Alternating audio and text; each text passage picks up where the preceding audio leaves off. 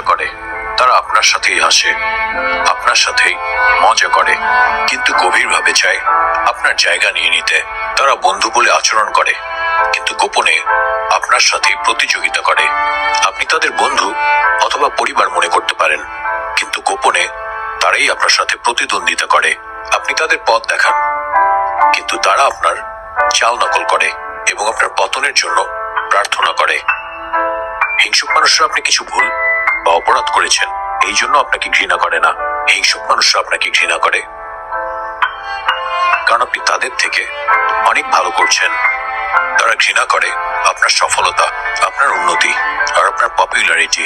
কেউ কেউ আপনাকে সমর্থন করার ছল করবে, কিন্তু বন্ধ দরজার পেছনে তারা চায় আপনি ব্যর্থ হন। আপনি যখন ব্যর্থ হবেন তাদের কোলাহল বেড়ে যাবে, তারা হাততালি দেওয়া শুরু করবে। আর আপনি যখন সফল হবেন তারা থাকবে নীরব। সাবধান, হিংসুকরা অনেক ধরনের মুখোশ ধারণ করতে পারে, কিন্তু সত্যি কথা হলো তারা আপনাকে দেখতে পারে, তারা আপনার সম্পর্কে কথা বলতে পারে, কিন্তু তারা কখনোই মহান আল্লাহ তাআলার রহমত থামাতে পারে না।